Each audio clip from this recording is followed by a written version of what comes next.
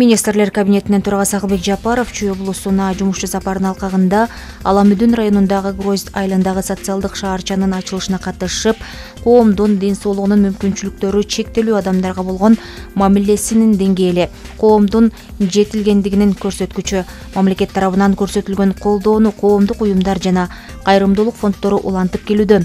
Бул абдан кубандырат. Биз ушундай асыл ишти жалпылап көтөрүп жатканыбызга кубанычтабыз. Мамлекет ден соолугунун мүмкүнчүлүктөрү чектелген адамдардын жашоо деңгээлин олуттуу түрдө жакшыртуу үчүн бардык күч аракетин жумшайт, деди министрлер кабинетинин башчысы. Өз кезегинде Автомобиль кайрымдуулук фондунун өкүлү министрлер кабинетинин башчысына социалдык багыттагы долбоорлорду ишке ашырууда көрсөтүлүп жаткан колдоосу үчүн ыраазычылык билдирди. Белгилей кетсек, социалдык шаарчанын жалпы аянты 3340 чарчы метрди түзөт.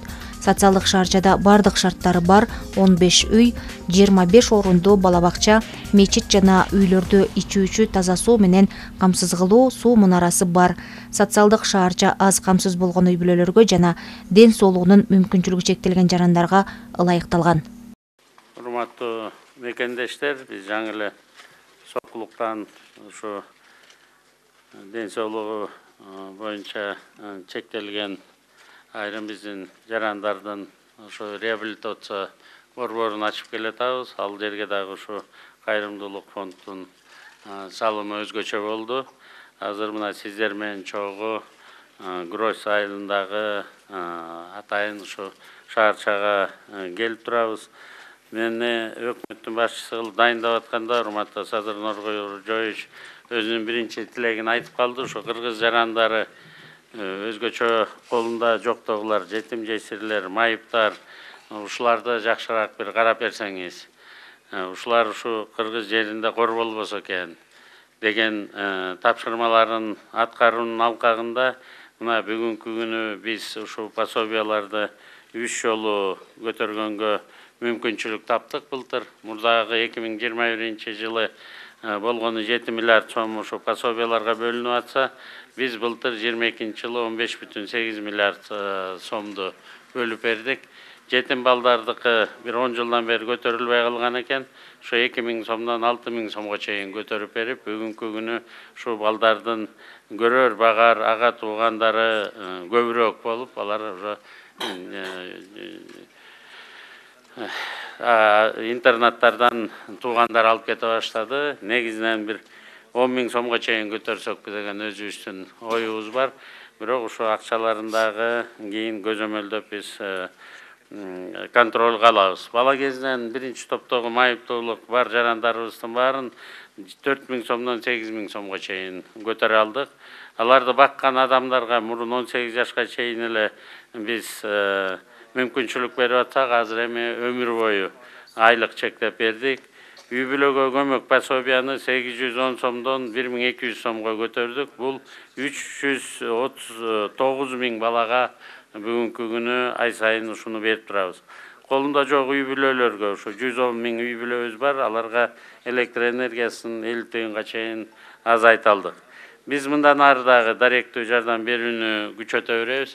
Ошол эле учурда жалаң эле пенсия пособия бере бербестен бизнес кылганды дагы үйрөтө баштадык десем болот. Мына ошо реабилитациялык центрда сварка кылганга, жыгачтан жасаганга столярный цех, парикмахерскийлер ошондойлорду ачып жардам берип атабыз. Былтыр биз 2800 адамга үй бүлөгө 100 миң сомдон акча берип, социалдык контракттардын негизинде мүмкүнчүлүк бердик. Балык кармаганды үйрөтө баштадык десек болот.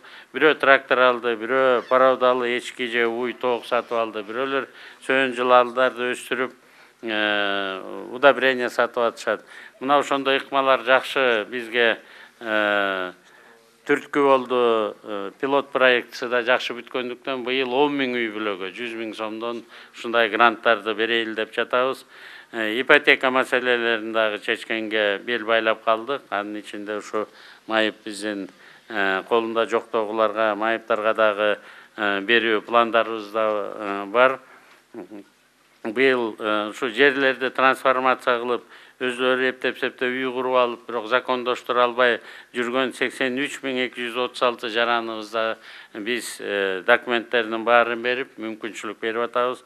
Ушулар да өзлөрүнүн үйүн куруп алганга. Эми урматтуу мекендештер, элибиз үчүн деген асыл максаттарды аткаруу үчүн экономиканы көтөрүү керек экен. Экономика акча салмайынча өзү менен өзү өспөйт экен. Бизнести колдоп, аларга дагы шарттарды түзүп берсек, алардан салык түшөт, жумуш орундары ачылат. Экономикада ушундай тынымсыз кыймыл болуп турушу керек. Ал кайра эле элге айланып кайра барат. Бул добрый круг деп коебуз. Бул багытында биз биринчи жолу өз бюджетибиздин каражаттарыбыздан пенсия, пособие, жөлөк пулдарды эле көтөрбөстөн балыкчы Кочкор Каракече темир жолунун 7 километрин бүтүрдүк. Быйыл 10-15 километрин бүтүрөбүз деп атабыз. Бул Каракечеден ары Казарманга барып кошулат. Казармандан болсо Кытай, Кыргызстан, Өзбекстан темир жолун курууга киришип жатабыз. ТОсу бүттү. Проектный офиси Кыргызстанда ачылды.